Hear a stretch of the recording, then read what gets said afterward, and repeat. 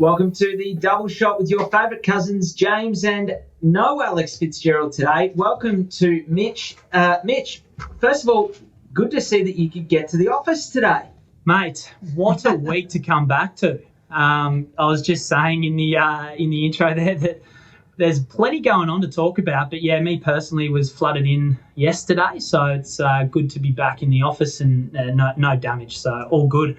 How about you, mate? Did you survive the onslaught of weather in Brisbane? Oh, well, we copped it. So Brisbane, I think it started Friday, and I'm going to say it did not stop raining till Monday morning at about 6 a.m. It was just non-stop, coming down real hard. My pool, which was empty on Thursday, is now full. So the pool that's yet to be completed just had its concrete poured, thankfully. A lot of rain, a lot of water in one day. Yeah. 15,000 homes affected in southeast Queensland because it later hit Gold Coast and has rolled on. So not good news for those people. No, I hope everyone's doing okay that were affected. And I don't think I've ever spent more time on SEQ Water's website watching the Wivenhoe Dam go from, like 60% prior to the rain to 180, I think it got to, was crazy. I think it got to 190% in the 2011 floods. Certainly a lot of water, as you said. So then, in addition to that, we're just finishing up with COVID-19, and then lo and behold, this nutcase Putin going and starts a war, and we have the worst floods, 1 in 100-year floods that only happened 10 years ago in southeast Queensland. Yeah. It's all happening at once. Isn't it? I feel like COVID's a distant memory. The media outlets are no longer reporting it between global conflicts and, severe flooding in southeast Queensland. So I suppose if there's one positive to come from anything, that it's COVID is, we're hearing less and less about it. Yeah, well, and correct. And that is the case, and that'll start to get even more real come Friday when Queensland will follow suit with Victoria and New South Wales the week or two before and drop the requirement to wear a mask from this Friday. So I think COVID's sort of in the rear-view mirror now. We've just got to deal with, fingers crossed, touching wood as I say it. Mm-hmm. We've just got to deal with a potential world war and some flooding in the meantime. Yeah, we've had a poor run, if I'm honest, as a world and as a universe. So yeah, anyway, I'm sure there's light at the end of the tunnel. We just got to get there. And we're going to talk about the light at the end of the tunnel that's starting to become real, which is international students. But before we do, there is someone who's had a very, very good run lately. And I've got to say, it's a feel-good story because the farmers throughout Australia have had almost perfect growing conditions over the past 12 months, booming prices for agricultural resources as well. They have produced a record $81 billion in agricultural output this financial year, which is $3 billion more than what was expected. So the farmers having a absolute gangbuster run, which is the one silver lining of all this rain and water. Yeah, I suppose it goes hand in hand with water, doesn't it? The output of our agricultural industry. And I think most of that is being exported overseas. I think they were reporting $64 billion of that output was exported overseas. Am I correct? That's a lot, isn't it? 64 out of 81 billion. It's quite a bit. We send a lot of our homegrown stuff overseas, which... Jesus Christ. The ghost of Alex. The ghost of Alex. Oh, geez. How good. Speaking of exports, though, another one of our exports, education. What a segue. Yeah, I tell you, see that, Alex? That's how you segue. But only kidding. But no, in all seriousness, though, I know you've been big on this for a long time. In particular, when we're going to start to see international students fill back into the country, and what's it looking like? Where are we at with all of that? Yeah, so you're right. One of the biggest exports in Australia before the pandemic was our international education. $10.4 billion in December 2019. Just in that quarter was the value of our educational exports. To put that in a bit of perspective, that includes the money paid for tuition, the accommodation, food, entertainment, the leisure, also travel. Students do fit in a bit of travel while they're here. So all of those bundled up adds to $10 billion in a quarter. That had doubled on the same time 5 years earlier. So 5 years earlier, it was about $5 billion in the December quarter. So we had this massive growth in export of international students that pretty much fell off a cliff in the start of March now in 2020. We're seeing it bounce back though. 50,000 student applications since November last year. So positive signs for what is another massive export, much like farming, for the Australian economy. Yeah, absolutely. I think the universities will be absolutely, licking their lips for international migration and students to come back in, because I'd imagine it occupies a large proportion of their revenue. Correct. But to put it in perspective, 50,000 since November last year. We did about 200,000 in the same period in 2019. So we've got a little way to go before we're back to normal in that sense. Yeah. And other sort of somewhat sad news, Probuild, one of Australia's 5 biggest builders, has hit the wall last week. I feel like last time I was on the podcast, we spoke about ABD Group in Melbourne going under. And now some weeks later I'm back on, and unfortunately Probuilder. So hopefully there's no omen with my turn to host the podcast and builders going under. I think rather it's a product of, the supply chain crunch and the market the way it is at the moment. But yeah, Probuild, their parent company WBHO, I think stated with effect from 22nd of February 2022 that they would be no longer providing financial support to its Australian businesses, which is actually comprised of a number of different businesses, of which Probuild is one of them. So I think that, what that means is they've gone into administration with, significant debt outstanding to creditors. To put it into perspective, though, revenues dropped in FY21 from about 2.6 billion to... So, mate, you're just dropping our desk as you're leaning on the down. I was like, I'm trying to stay in the shot, and I'm just thinking, what's going on here? Sorry, mate, you were saying revenues and the numbers. Yeah, revenues dropped. So, I mean, FY21, they had 1.6 billion revenue, Probuild, for 4 million profit. So, that is skinny. So you can understand the alarm bells were going. I think that the parent company even tried to sell Probuild to a Chinese buyer, which was stopped by the Australian government for probably good reason. But look... They're already cutting off some of my phone calls. Don't give them another reason. Jeez. But yeah, look, 750 employees will lose their jobs, plus the contractors that were involved there. So sad times, but not unexpected in this environment. So apparently, they had majority of their work in Victoria, about 13 out of the 17 jobs. The one job though in Queensland has lost them $50 million reportedly, which is huge, a big loss.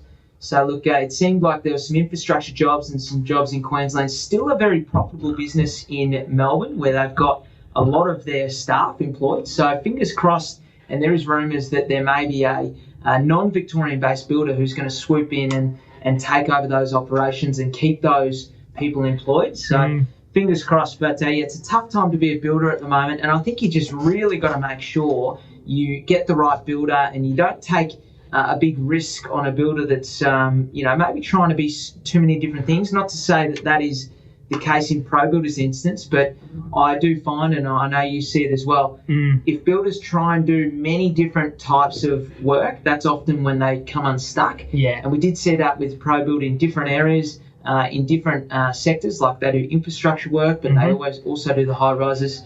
So I think, trying to keep it simple with builders in these times can pay a huge dividend to your peace of mind. Absolutely. Well said. All right, Mitch, so I'm going to get you to do the heavy lifting on this one, because we have a saying here that we read the CoreLogic reports so that our listeners don't have to. We read CoreLogic reports so you don't have to. Correct. And we've done just that. The house price data has come out for the month of February. Yep. Hot off the press as we record. Literally 10 minutes ago it came out. What kind of picture does it paint? All right, we know the housing is market. And hopefully you do a better job than her. I'll tell you what, you've leveled up your sound effects from when I was last here. That's amazing. So well done, producer Nick. Credit to you there, mate. And Jordan. Well done, Jordan. Jordan. You've got additional help, Jordan. Yep. Very nice. So CoreLogic data announced this morning, I think, so hot off the press. And what we see is that their markets are still growing. For the most part, and I'm talking housing markets. There's obviously been a drop-off in some dwelling values on the back of units, losing value in certain markets like Sydney. But even if we're looking at Sydney, they had a break-even month, so actually a 0% no decline or growth there in their housing market, but they're still up 0.8% to the year. Median house price sitting at about that $1.4 million. So still strong there. Melbourne, much the same, no decline or growth there. Year to date is up 0.5%, so still growth there, and median house price sitting at around just under $1 million at 998,000. Brisbane up for the month of February, 1.9%. So still showing pretty significant signs of growth in Brisbane, particularly compared to the Melbourne and Sydney capital markets. So I reckon that market's still got some legs. And Adelaide, much the same as Brisbane, still up 1.6% for the month, 3.9% year to date, and sitting at around a median house price of $648,000. So look, I think our girl, the Queen of the North, would be happy to see that. I think she's down there. She's down there with the trolley. I don't know if there's any land left in Adelaide when she gets back, but she's certainly down there at the moment. And she's really busy. You just got to ask her. She's really busy. Don't expect a phone call or a text message or an email straight away. Alex taking leave Fitzgerald. Yeah, correct. So, and talking about international borders and all that, I'm a bit worried about our girl. Our girl's got some pent-up demand there. We love whacking her when she's not we here do. And herself. Yeah, it's perfect. I'll cop it next week. Yeah, 100%. Yeah. But yeah, all in all, to round that point out, look, the market's still showing strong signs. But one of the biggest things to come out of that is rents are still up. Yeah, crazy. Hey, still going. Price is still moving, but the rental market seems to follow. I know you're across that. Brisbane's still up 11%. Adelaide nearly 10% as well, and even some of the other markets like Melbourne and Sydney and whatnot, they're still up considerably as well in that sort of 5-6% range, which is really big when you consider wages have only gone up a couple of percent. Yeah. So that's a tough pill to swallow for your rent to be going up 5, maybe even more, maybe 10%. When your wages have only gone up 2%, you're pretty much wearing all of that. Yeah, absolutely. I'm certainly seeing it on the ground that rents are rising. I think that recently bought a property in the Northern Gold Coast corridor. It was appraised at $100 less than what next door rented for last week. So certainly seeing that rental squeeze. And I know that, in fact, speaking of rental squeeze, there has been a lot of stock coming back online, going from investors to owner-occupiers, and that's sort of probably contributing to the vacancy rates and lack of supply from a rental perspective. I know you've dug up some data on that, James. What's happening in that space at the moment? Yes, there's a mob called Suburb Trends who put out a report, and we got our hands on it. It was summarised in one of the newspapers there, and what they are basically saying is that 1 in 10 of all homes that are selling are going from being a rental to being an owner-occupier. So in addition to there being a general shortage out there of rental accommodation, what's actually happening is all of those homes that are there currently being rented are being bought, and instead of staying as a rental like they have in the past, 1 in 10 are going into becoming an owner-occupier. So the pool of rental properties is actually shrinking as well, which is pushing those rents up. So it's coming from both ends. There's demand for it, but then there's less supply, which is a little bit of a scary thought and not ideal. You don't want rents going up, 10% per annum. I don't think that's sustainable, but that's what we're seeing at the moment. It's crazy. So I suppose a product on the back of a hot market is that the entry barriers are quite challenging to overcome. And an aspect of that, which is the primary, hurdle, is the deposits in which people have to save to enter the market. And, this has given rise to opportunities from startups and the like that have entered the market with a solution to that. And FrontYa is one of those that we found during the week, who are effectively matching or doubling deposits of home buyers in return for a 25% share in the capital gain of that asset. So, James, what's happening there, and how does this business model work? Well, first and foremost, I reckon you would be heavily around the name that they chose. FrontYa. Yeah, like it. FrontYa? Yeah. FrontYa, not bad. Pass the test. You like that one? Yeah, a bit of bogan in it, which I always, which appeals to me. Which appeals to me. You and Alex, right in the wheelhouse there. FrontYa, I have to admit, I haven't read the fine print. Yeah. But I love it as a concept because it is the biggest hurdle. There's no way around it. And I don't think it matters if you're just a first-time buyer. I think if you're a home buyer, full stop, the biggest hurdle is a deposit. Absolutely. Like the median house price in Australia is $900,000 today. What are you going to need? If you've got a 10% loan, you're probably needing $130,000, $140,000. If you get a 20% loan, you're probably needing closer to, $240,000, depending on my word, exactly. Yeah. Depending on your stamp duty and whatnot. So, 130 to 200 plus thousand, the average household earns 120. And that's assuming the market doesn't move at the rate it's been moving. If you're trying to save a deposit, obviously the requirement increases with the market value increasing. So sort of on a bit of a treadmill there. But, things like FrontYa seem to be, doing their best, no doubt clipping the ticket on the way through. But if it can get you into the market, it's a good thing, I suppose. Own now, live now, pay later. I didn't mind that as their slogan. Yeah. And basically the way it works is they'll double your deposit. So if you've got 50,000, they'll match you your 50 and give you 100. And the cost of their money is they will take a punt that the house price is going to go up in value. They want 25% of that growth. And they give you 6 years. So they give you 50% of the deposit for 25% of the value increase in that property. They give you 5 or 6 years to get it revalued and take out some equity to pay them back. Or alternatively, they want you to sell it and divvy up the profits. Apparently, and I haven't read the fine print, but apparently if the property doesn't make any money, they just need their initial deposit back. They're not going to charge you any form of penalty or the like. So for me, it's a win-win for the mob, FrontYa, who are lending you the money and sort of partnering with you, but also for you as the buyer. I see it as a great deal. Absolutely. And I think interesting to note that unlike some of the other models out there like Own Home, which CBA just offered a round of funding, FrontYa actually has the purchaser on title. Whereas, Own Home, for example, will purchase the property on behalf of the client until they've built up enough equity in the home, and then they will transfer it across. But yeah, FrontYa seems to be the purchasers on title from day one. Seems okay on the face of it. I've had a bit of a snoop and surf on their website. The only thing that may be a bit of a hurdle for some people is they don't give you any idea of what the criteria is as a borrower. They say you've got to be earning a certain income and employed in a certain industry, but they don't sort of specify which. And they say that they reserve the right to only partner with you on certain properties. So they probably are going to do a bit of homework in terms of the areas that they will match your deposit on. But as a concept, I love it. I would say, though, Mitch, and I know you've done something similar, I would say that there's a bigger opportunity out there than just this. And I'm off the script here. But what do you reckon about this? Yeah.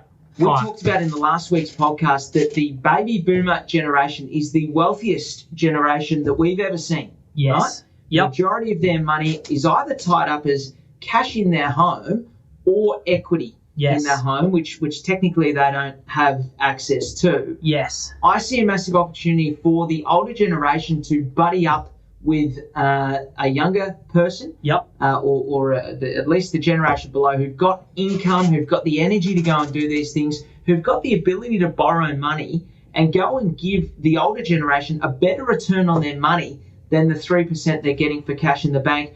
I know you've done something similar in your journey. I did the same. My uncle gave me 50% pretty much of my deposit and 25% of the property property price increase. So I'm not sure whether these FrontYa guys read my book or what's going on, but I pretty much just pinched that business idea before I had it. Yeah, there you go. What do you reckon? Great Big point. opportunity. Great point, because most people you speak to, that are millennials, Gen Y, and have parents in that baby boomer bracket, would probably agree that the baby boomers are equity and asset rich, whereas the millennials and Gen Y have the servicing ability or the income, so to speak. So it makes sense to partner like that and transfer equity in return for the servicing, couple up with someone that's trusted, family member, and get into the market that way. And yeah, you're right. I did something similar, a little bit different, but my mum had some money that was sitting in a term deposit, was paying a 0.8%, something like that. Yeah, like not a high return. Not ideal. So we put it in our offset account and paid a 1.5%. So you're a good bloke, mate. You've doubled her interest. Saved myself some. Happy days. And off we go. I'm ready to spend irresponsibly. I'll tell you what. She saved you like 4%. You've given her 1.5%. Yeah. Stitched your mum up there. I guess she's family after all. If you can't get a good deal from family, who can you? She insisted. I wanted to pay her too. All right. But I'll give you the hot tip. That particular account was shut off after 5 p.m. Friday to 10 p.m. Sunday. Who have you been with? What have you been doing? I love it, if nothing else, this whole FrontYa concept. I would say if anyone's listening out there, don't you reckon if they're umming and ahhing, not sure how to broach the topic with the older generation, why don't you bring up the website, show it to the person that you've got in mind that might be someone to partner with, and say, hey, have you seen this? Wouldn't this be a great deal for me and you to do? And offer them the same deal as FrontYa. I reckon that deal's good enough, and at least you can sort of maybe not take the risk of the fine print that you might have with a big corporate like FrontYa. Yeah, yep, absolutely. But I'll tell you what, some family feuds there. Yeah, maybe get an agreement. Yeah, I reckon. Okay, so Mitch, one set of data that we do look at from time to time is what the publicly listed companies are experiencing, because we can get data on the general economy, but that's a good sort of barometer, I guess, on what certain industries are seeing. And there's been a few that got announced last year, the half-yearly results that you want to open up the hoods on and take a bit of a look at to get an idea on what certain industries might be experiencing at the coalface today. Yeah, so the first one that springs to mind, it jumped right to the top of the page, was Centre's financial results. So Westfield Centre. Westfield Centre, yep. So a shopping centre operator, have made a profit in those results. So riddle me this, James. How does a shopping centre make a profit when the shopping centres were inaccessible for the best part of that period? I was going to say that's July to December. Correct. So they're locked down for a decent chunk of that. A lot of their shopping centres have been in Sydney and Melbourne, you'd think. Well, I'm starting to think that a lot of them might be in South Yarra near our girls' joint. I'm ready to spend irresponsibly. Exactly. I do recall on an episode not too long ago, she might be responsible for part of the $845.8 million in operating profit that they made, which was, in fact, up 10% or close to 11%, 10.9%. So there you go. And that's off the back of a loss of $3.7 billion last year, majority of which was the write-down of property valuations. Mm-hmm. But yeah, you're right. That's an $850 million profit from the operations, which is people spending money, less the rents and the like. Amazing. Maybe you can give us here an insight into Stockland, company that you deal with a bit. Yeah. Probably Australia's biggest developer. You might would be their biggest residential developer, I'd say, or certainly in the top two. So what's going on there? Yeah. On and off the record. So probably unsurprisingly, they've reported a net profit, which has been up on the year before. Off the record. Hang on, cut. Cut. I'm spreading misinformation here. What is it? Yeah, so they've made money clearly in this environment, the developer, but not as much as people thought by the looks of it. So they have made something in the vicinity of $800 million, but it was less than what people forecast because things to do with what was it, wet weather, and supply chain issues. Yes, and look, that's probably being experienced throughout the industry. Supply chain issues, typically will have an impact on registration profiles of land for a developer, in that obviously when you're struggling to get materials, you're struggling to get labour, technical consultants, it extends the program of your development. So you need registration to settle land, and Stockland requires settlements to realise revenue. And those settlements have fallen short. They fell to 2,329 lots in the first half from 3,101 lot from a year earlier. And I would say that sales volumes were probably, equal, if not more. So it really comes down to those, delivering registration, and that seems to be the major aspect here of why the profits weren't as much as people were forecasting. And we talked about builders at the outset. One of the biggest home builders for mum and dad buyers and owner-occupiers, Simmons, put their results out. I guess, probably wasn't going to be pretty. No, not pretty. Ugly to the extent of $5.2 million, which was their pre-tax loss, but not surprising, if I'm honest. I think any builder that's actually been able to navigate through this and come out the other ends probably deserves a pat on the back. So, look, they'll bounce back. They always do, but as you were saying earlier, it's a matter of, just managing your core business extremely well and ensuring that you're not trying to expand too quickly, which I think a lot of them are trying to do at the moment. $1.2 million the loss the year before that as well. So probably been a couple of tough years for Simmons. Mitch, I'll give you the last word. I'll let you round it out for us. Give us the last word. Maybe even just to finish on a bit of a light and funny. Just give us something on our girl and what we can expect over the next week. Off when we the get record, it back. Well, Hungry Jacks have leveled up. Hungry Jacks. They actually have. My pants are doing a little bit more work than when I was here last time on the back of Hungry Jacks' chips. But anyway, I divert. But Alex, I think we'll be expecting big swings at me when we get back. But I do appreciate you lending the chair, Alex. It's always a pleasure to be here. And I have nothing else to say, so I'm going to wrap it up there, bye. She's wrapping us up. She's wrapping us up. Thank you so much for having me. Thoroughly enjoyed it. All right, recommend us to one friend if you can. Guys, we love to get your feedback as well. We're going to stick around and do the quick shots. So hang in there. That'll drop in a day or two. And most important of all, if you do have some feedback or a question for us, our email's in the show notes or on the socials. Thanks again and talk soon. Thanks for listening to another episode of The Double Shot with your favourite cousins, Alex and James Fitzgerald. If you've got a burning question or something we absolutely need to talk about on the pod, please write to us. Both of our emails are in the show notes. For little real estate tidbits and a little bit of banter, a lot of banter, you can follow us on the gram. Our handle is thedoubleshot.podcast. That, my friends, is thedoubleshot.podcast. Until next time, think of us when you sit back and sip your next double shot.